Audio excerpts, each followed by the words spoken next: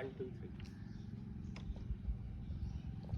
क्या लगता है आपको सृष्टि की शुरुआत कैसे हुई होगी? ये वैसे- सब कहाँ से शुरू हुआ होगा? क्या सिस्टम है? कैसे हो रहा है? क्या है ये सब? आपका शुभ नाम क्या है? मेरा नाम प्रकृति पांडे। आपके तो नाम में ही सब कुछ लिखा है। हम लोग अभी जनेश्वर मिश्र पार्क में हैं और बहुत अच्छा क्वेश्चन पूछा आपने कि आखिर में सृष्टि बनी कैसे होगी, है ना? हम्म। जब शुरुआत हुई तो ब्रह्मा विष्णु महेश ऐसा किताबों में लिखा हुआ है, लेकिन आपने कहा प्रैक्टिकल नॉलेज होना चाहिए। हाँ जी, एकदम। उन्होंने क्या किया होगा ना, 5 जो पंचभूत होते हैं, पंचभूत का, और अगर आप इजी मीनिंग में समझिए आप तो पास्ट की ऐसी 5 चीज़ें जिनके बारे में एक दिमाग में इमेज बनती है। जैसे पंचभूत में सबसे पहली पृथ्वी है, पृथ्वी में मिट्टी होती है। दूसरा पंचभूत में पानी है, और तीसरा पानी के बाद आग है, आग के बाद वायु है, और वायु के बाद आकाश है। मैं फिर से आपको, प्रकृति जी आपका नाम बड़ा प्यारा है, मैं एक बार फिर आपको याद दिला दूं। सबसे पहले पृथ्वी, ये एक पंचभूत में से एक मुख्य, जिसमें मिट्टी होती है। दूसरा उसका जल, अगर मिट्टी है तो उसको शांत ये जल कर सकती है, अगर मिट्टी है तो जल शांत करेगी। ये दूसरा पंचभूत हो गई। तीसरा पंचभूत है अग्नि, तो अब ये जल है तो इसको अगर शांत करना होगा तो ये अग्नि करेगी। और चौथा है वायु, इस अग्नि को अगर शांत करना है तो वायु करेगी। और पांचवा है आकाश, अगर इस अग्नि वायु को शांत करना है तो आकाश करेगी। इन पांचों को व्यवस्थित रखने का काम किसी ने किया होगा। हो सकता है वो शुरू में शिव हो, जिनको हम नहीं जानते। उन्होंने सबसे पहले पृथ्वी की व्यवस्था की होगी।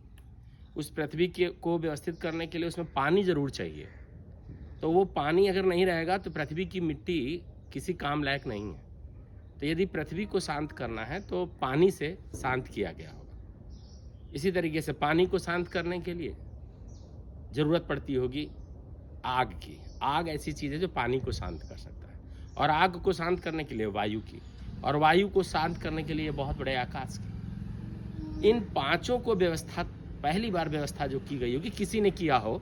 चूँकि आप प्रैक्टिकल बात कर रहे हो, हम किसी को नहीं जानते हैं तो उसका नाम हम शिव दे देते हैं, और चूँकि सत्य यही है कि हम जिसको नहीं जानते हैं वही शिव है। उसको जान जाएंगे तो हमको उसमें समावेश होना पड़ेगा। तो आपका प्रश्न यही था कि सृष्टि पहले कैसे बनी होगी, तो कोई साइंटिस्ट होगा जो इन पांचों को व्यवस्थित कर पाया होगा। आप आज भी अगर अपने शरीर का वजन कम करना चाहती हैं, शरीर को शांत करना चाहती हैं, तो आप पानी का उपयोग करिए। डॉक्टर भी बताता है पानी आपके शरीर का वजन को सामान्य रखेगा। पानी अगर आपके अंदर शरीर में ज़्यादा हो गया है तो आप आग का उपयोग करिए। आग का मतलब एक्सरसाइज करिए, वो उसको जला देगा। आज भी आपके शरीर की संरचना इन्हीं पांचों पर निर्भर है। ये 5 भूत जिन्होंने ब्रह्मांड का निर्माण किया होगा, यही 5 भूत जिसने सृष्टि का निर्माण किया होगा, यही 5 भूत जो जीव का निर्माण करता है।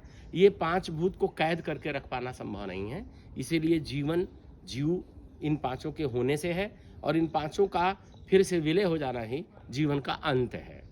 तो सृष्टि का निर्माण एक प्रोसेस है, एक साइकिल है, जो इन पांचों से मिलकर होता है, होता ही आया है, होता ही रहेगा। ये हमने अभी प्रकृति जी ने एक छोटा सा क्वेश्चन पूछा था कि कैसे लाइफ बनती है, और कैसे पृथ्वी बनती है, या कैसे ये पूरा सोलर सिस्टम बनता है, गैलेक्सीज बनती हैं। तो मैंने इनको बताया ये 5 फंडामेंटल थिंग्स हैं। ये अगर पांचों हैं, अब इन पांचों को बना करके ऐसा तैयार किसने किया है, इसकी जानकारी किसी को नहीं है। और सहस्त्र स्वीकार करना चाहिए कि ये उसी ने किया होगा जिसकी इमेज हमारे दिमाग में घूमती है, जिसकी कोई इमेज नहीं है। तो शायद हमको लगता है आप हमारे प्रश्न से संतुष्ट होंगी, और आशा करेंगे। एक प्रश्न और था आपका छोटा सा, कि अगर सब कुछ बिगड़ जाए, किसी आदमी के साथ कोई आघात पड़ जाए, किसी आदमी के साथ जीवन उसका बेकार हो जाए, किसी की चाहत, कोई चाह रहा हो कि कुछ उसको मिले और ना मिले, तो इन सब चीज़ों को कैसे सामान्य किया जाएगा? तो उसका सिंपल सा जवाब है, बस इन्हीं पांचों पर लग जाइए। जब आपको दिक्कत हो, आप सबसे पहले अपने शरीर को सुधारिए, जो मिट्टी से बनी हुई है, जिसको पानी की ज़रूरत है। जब इन पांचों पर आप फिर से लग जाएंगे तो वो सारी आफत, समस्याएं जो बात के रूप में आपके दिमाग में घूम रही हैं, वो स्वतः ही समाप्त हो जाएंगी। जय श्री राधे कृष्ण।